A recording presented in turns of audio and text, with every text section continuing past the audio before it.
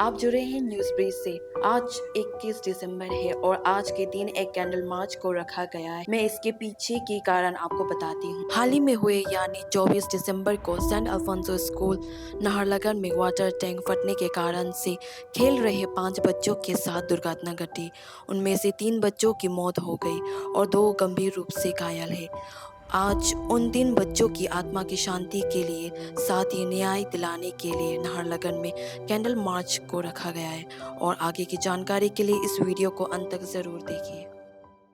Sir, तीन तीन आप बच्चे की जान लग गई तो आप मतलब किसको दोषी ठहराओगे जिस तरह से इंफ्रास्ट्रक्चर को बनाया गया तो एजुकेशन सिस्टम पे यहाँ पर जिम्मेदार या स्कूल के जितने भी यहाँ पे प्रिंसिपल हो या वार्डन आप मतलब किसको जिम्मेदार ठहराओगे? इसका आपका सवाल का रेस्पॉन्सिबिलिटी में जिसको तराने के लिए ये सबसे पहले 3 बच्चा का जान चला गया। सब क्लास 9 का है और एक जो है इकम बगंग जो है मेरा भांजा है, मैं उसका मामा लगता है। और उसमें उन लोग का जान जाने का बाद जो है आपने जो रेस्पॉन्सिबिलिटी लेप्सेस के बाद में थोड़ा बात कर लेता हूँ ना। जो अल्फोंसा जो स्कूल में जो चला रहा है वो अल्फोंसा ये सेंट थॉमस टाइप का ही होगा वही लोग। और उसका स्कूल का कैंपस का और स्कूल बिल्डिंग का कैंपस का मालिक जो है कापा रहा है। तो आज का सबसे पहले आपका सवाल से पहले मैं आज ये रैली के बारे में थोड़ा सा झलक दे देता है। मतलब last second Saturday 14 of this month में जो घटना हुआ उस दिन का बाद में पूरा विक्टिम फैमिली जो है पूरा फनरल रिलेटेड में पूरा बिजी हो गया और दुख का घड़ी में सब समय बिताए। तो करते करते टाइम भी नहीं मिला है। तो उसके बाद जो है बट फिर भी लेकिन ये घटना तो इतना बढ़िया से आग में छपा, ईस्टर्न जर्नल में छपा, अरुणाचल टाइम्स में छपा है, उसका फ्रंट में सब में छपा है। इसमें छपने के बाद भी ये तो ऑलरेडी सोशल मीडिया में और पब्लिक डोमेन में जाने के बाद भी आप मीडिया वालों भी जो इतना प्रोएक्टिव नहीं किया जो होना चाहिए था, जो 4th pillar of the constitution कहता है इसको। तो उसका वजह से उसका बाद जो हम विक्टिम फैमिली जो है फिर वो आज पूरा आज का दिन में जो सिनेमा हॉल से यहाँ तक पीसफुल कैंडल मार्च किया, जिसमें बहुत संख्या में वो हमारा पब्लिक जो जिन्होंने जो सिंपैथी है उन्होंने भी ज्वाइन किया।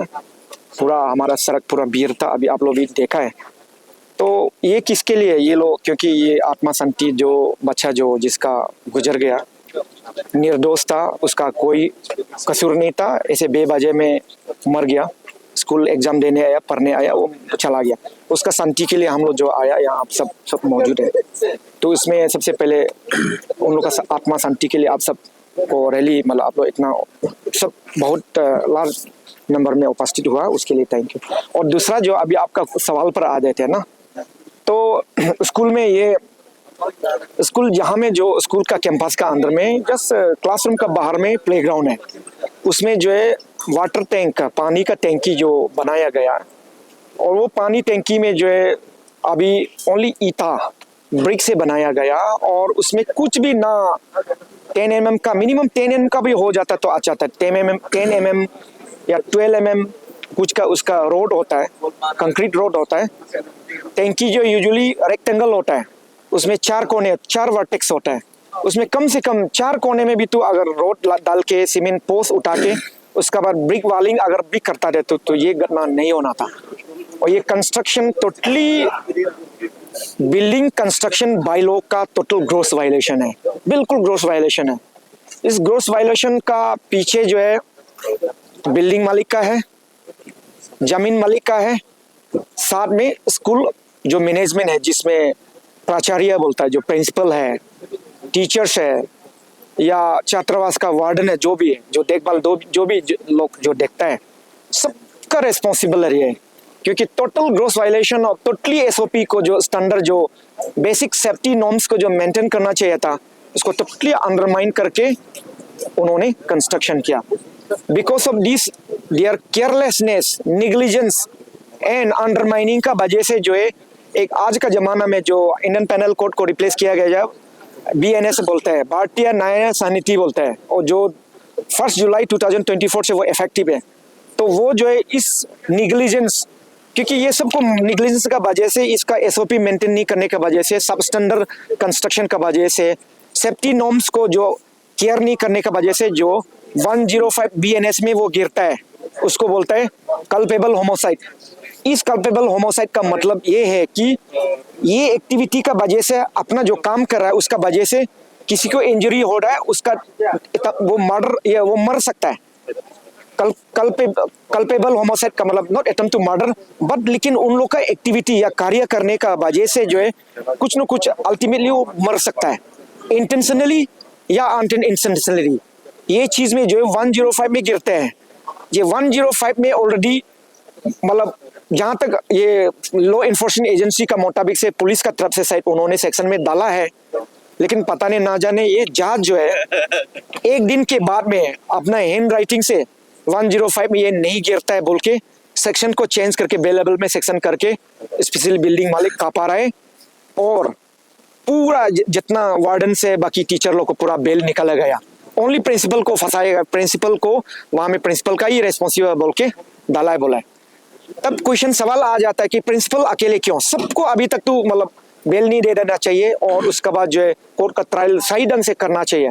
किस लिए? क्योंकि प्रिंसिपल अकेले को, वो प्रिंसिपल जो चलाता है स्कूल का मैनेजमेंट, तो उसके साथ में जो फिर किस लिए ये सुनने को मिल रहा है कि अभी भी जांच में है, ये सब जुडिस स्टेटस क्यों होगा, सुनने को मिल रहा है कि ये बिल्डिंग मालिक ने कपारा ने ये बोला है कि मैंने बिल्डिंग लीज एग्रीमेंट दे दिया, लीज एग्रीमेंट दे देने के बाद उसका कोई रेस्पॉन्सिबल नहीं है, ये प्रिंसिपल और स्कूल मैनेजमेंट का ड्यूटी है कि वो केयर करना। लेकिन उस बिल्डिंग लीज में एक क्लॉज है, क्लियर कट लिखा हुआ है कि हमारा बिल्डिंग और जमीन को डिफेसमेंट या कैंपस में कुछ भी कंस्ट्रक्शन होगा, बिल्डिंग मालिक और लैंड मालिक का बिना से इजाजत से कुछ नहीं कर सकता है। उसमें सवाल ये आ जाता है कि उन्होंने इजाजत दे दिया था या नहीं देने से भी, लेकिन इतना दिन तक बिल्डिंग जो वाटर टैंक बनाया और देख के आ रहा है, उसका मतलब तो वो ग्रांट किया ना, इजाजत तो दिया है ना बिल्डिंग मालिक ने तो इजाजत दिया है, इसलिए वो सिंपली लीज एग्रीमेंट दे दिया, मेरा रिस्पॉन्सिबिलिटी खत्म, वो जो भी होगा प्रिंसिपल लोग का ड्यूटी, ऐसे ब्लेम फेंकने से नहीं होगा। सबसे पहले प्राइम एक्यूज जो उसमें जो बिल्डिंग मालिक और कैंपस का मालिक होता है, उसके बाद प्रिंसिपल लोग आ जाता है। किस लिए प्रिंसिपल और स्कूल मैनेजमेंट आ जाता है? क्योंकि उस दिन जो सेकेंड सैटरडे सबसे पहले जो उसमें तो एग्जाम नहीं होना चाहिए, स्कूल नहीं खोलना चाहिए, उसमें ऑफिशियल ट्रांजेक्शन बंद होता है एज पर गवर्नमेंट नॉर्म का वजह से।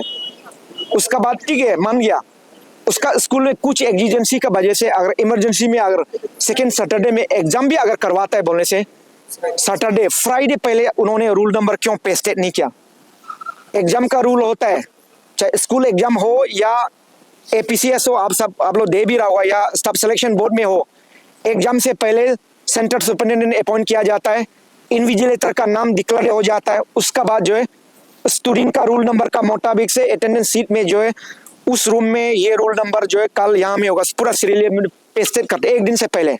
लेकिन जिस दिन जो 14 तारीख को जो ये महीना का जब घटना हुआ है, बच्चा लोग एग्जाम देने आया, पूरा संख्या में आ गया, वहाँ का स्कूल टीचर और वहाँ का स्कूल मैनेजमेंट प्रिंसिपल बोले नहीं तुम लोग अभी रूम में मत घुसो, अभी तक आप लोग का सीटिंग अरेंजमेंट रेडी नहीं हुआ बोला है।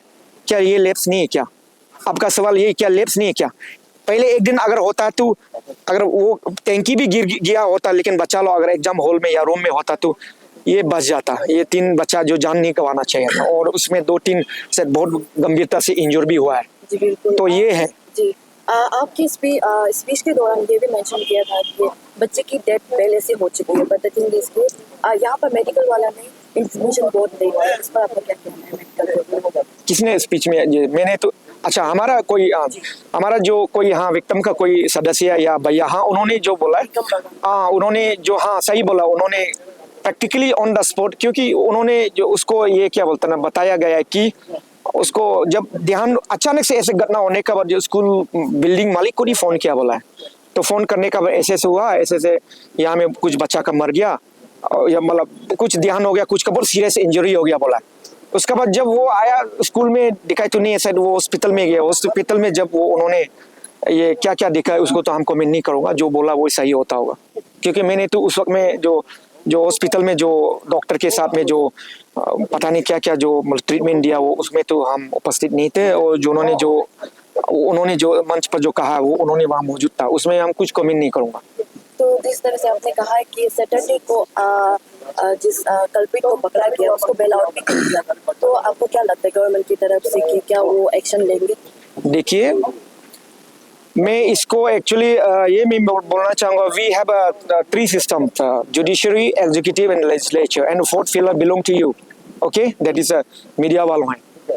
उसको हम गवर्नमेंट को, ठीक है, मैं डायरेक्टली मतलब मैं कहूँगा कि अभी उसमें सबसे पहले मैंने आपको बता दिया ना, जो बेल निकाला है उसको जुडिशरी सिस्टम से कर दिया ना, मैं जुडिशियल मजिस्ट्रेट से कर दिया, इट फॉल्स अंडर जुडिशरी से चला गया।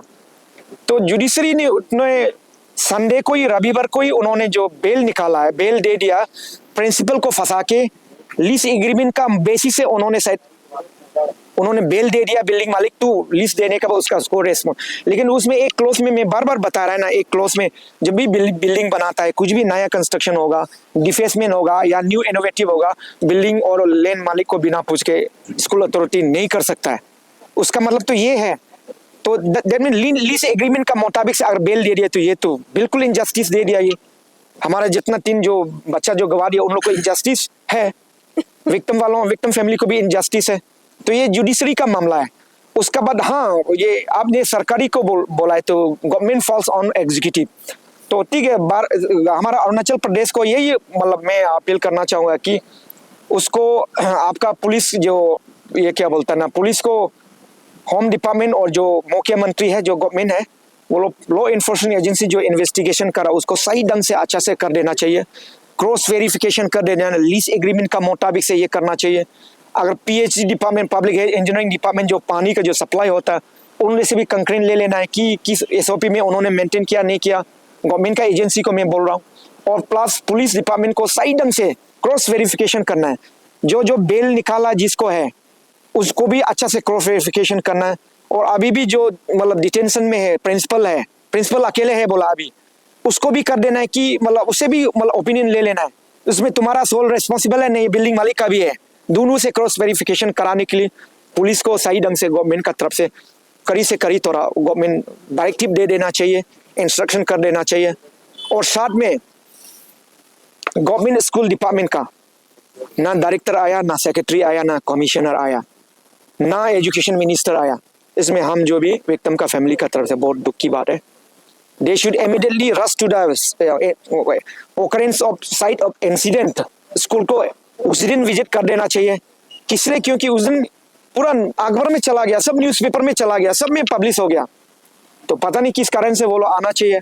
अगर वो लोग सिंपली जस्ट मुंह बंद करके साइलेंट स्पेक्टेटर जस्ट म्यूट करके रहने से हम लोग उसको we will just next stage will be हम लोग उन लोग का रिजिग्नेशन मानेगा। दैट मीन स्टेप डाउन करो मंत्री जी, आप एजुकेशन मिनिस्टर, आप स्टेप डाउन करने से ही भलाई, क्योंकि आपका school education is related to your ministry, आपका मंत्रालय में ये संबंधित है हमारा एजुकेशन जो भी है। आप चुपचाप कैसे, आपका बिहार में भी किसी को भी आप दे सकता है, जितना व्यक्तिगत रूप में या बीमार मेडिकल ग्राउंड में या बिजी अगर होता भी तो किसी को तो डिपोर्ट कर सकता ना, और वो खुद आना भी चाहिए था। ये है इस बार गवर्नमेंट का तरफ से, अरुणाचल प्रदेश का गवर्नमेंट को मेरा। आपको क्या लगता है कि हमारा जो अरुणाचल का जो पुलिस कर्मचारी है वो इतना डिले क्यों कर रहा है? क्योंकि ये ऑलमोस्ट 1 वीक हो चुका है, बच्चे की तीनों एग्जाम चले गए। सुनिए, अभी जब पुलिस से भी हम लोग काफी पुलिस का तरफ से तो डिले जैसे नहीं लग रहा है, काम तो चल रहा है। क्योंकि हम लोग कुछ विक्टिम का फैमिली पुलिस डिपार्टमेंट को भी in the means superintendent of police नारलगन और ही सब ऑर्डिनेट टीम को भी हम लोग मिला है, मिलने का अपडेट, क्योंकि हम लोग का भी एक नेचुरल जस्टिस मिलने के लिए हम लोग अपडेट करने के लिए पूछताछ करता हूँ। उसमें तो ये लोग भी तो ये लोग का तरफ से तो क्लियर कट 105 एंड 106 पूरा सब में सेक्शन में अपील किया है। तो अभी उन लोग का भी वही है कि they can only pray to just judicial जज को वो लोग प्रे कर सकता है, क्योंकि डायरेक्शन तो नहीं दे सकता है। लेकिन फिर भी उन लोग की तरफ से भी जांच जो डिटेल से शुरू है, वो लोग उन्होंने हम लोग को ये अपडेट किया कि वो लोग उन लोग की तरफ से जो भी डिटेल से इन्वेस्टिगेशन करना वो लोग कोशिश तो कर